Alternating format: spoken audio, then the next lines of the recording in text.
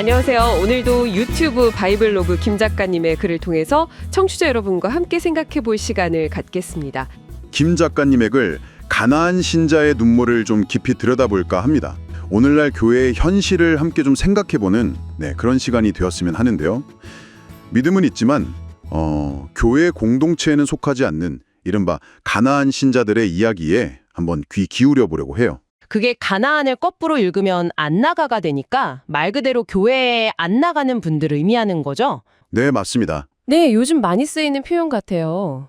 이 현상이 단순히 그냥 몇몇 사람들의 개인적인 선택, 그런 문제만은 아니라고 봐요.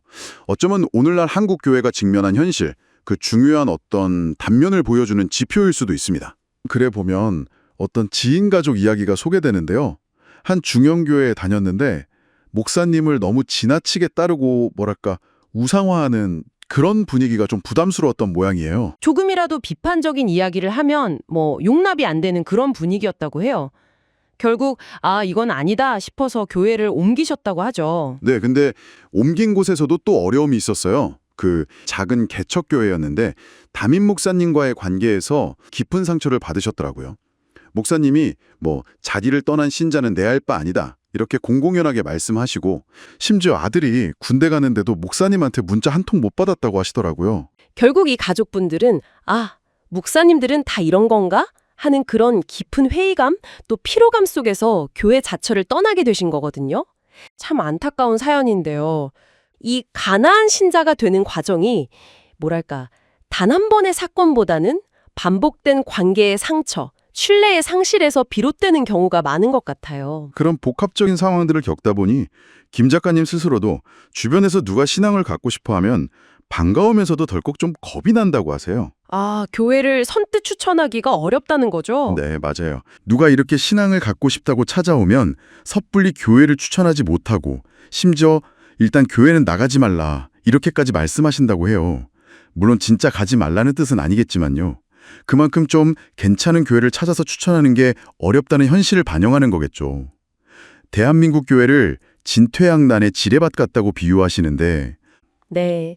실제로 건강한 공동체를 분별한다는 게 생각보다 훨씬 복잡한 문제입니다. 고려해야 할 게 너무 많다는 거죠.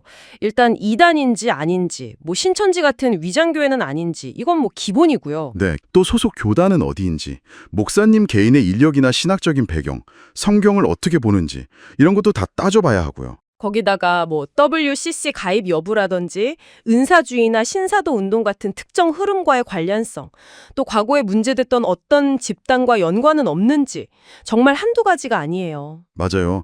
이런 기준들을 다 적용하고 나면 사실상 추천할 만한 교회가 거의 남지 않는다는 거예요. 참 답답한 현실이죠. 단순히 교회 쇼핑의 문제가 아니라 정말 영적인 안전을 위해서 거쳐야 하는 복잡한 검증 과정이 되어버린 셈이네요. 네. 그래서 예전에 우리가 썬데이 크리스천이라는 말 썼잖아요. 주일에만 교회 가는 사람들.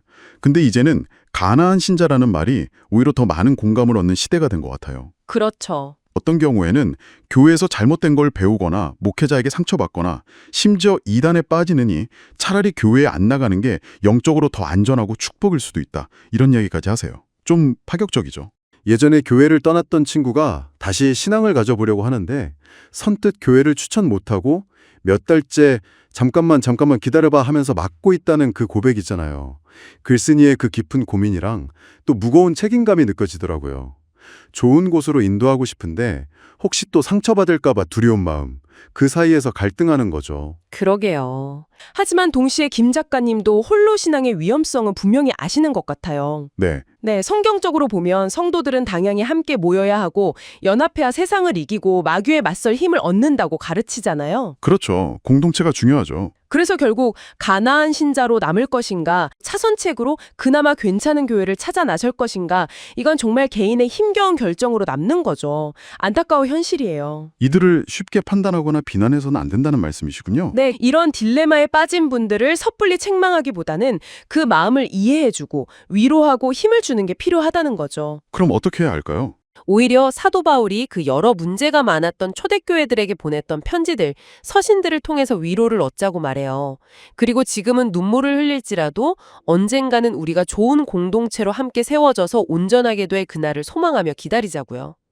이건 어쩌면 기존의 그 제도적인 교회 형태를 넘어서는 어떤 새로운 방식의 영적 연결이나 공동체에 대한 질문을 던지는 것일 수도 있겠어요. 네, 오늘 저희는 가나안 신자의 눈물이라는 글을 통해서 믿음은 있지만 교회에 나가지 못하는 분들의 이야기와 또 한국 교회의 현실을 함께 좀 살펴봤습니다.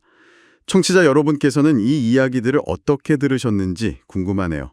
기존 교회의 어떤 시스템이나 모습에서 어려움을 느낄 때 우리는 어떻게 진정한 영적인 연결과 공동체를 경험하고 또 만들어갈 수 있을까? 이것이 뭐 교회 안에 있든 밖에 있든 오늘날 신앙을 고민하는 많은 분들에게 주어진 숙제가 아닐까 싶습니다. 네, 글 마지막에 인용하신 성경 구절을 나누면서 오늘 마무리할까 합니다. 끝으로 형제들아 잘 있으라. 온전하게 되며 위로를 받으며 마음을 같이하며 평안할지어다. 또 사랑과 평강의 하나님이 너희와 함께 계시리라. 고린도후서 13장 11절 말씀입니다. 아멘. 함께 해주셔서 감사합니다. 다음 시간에 또 다른 이야기로 찾아뵙겠습니다.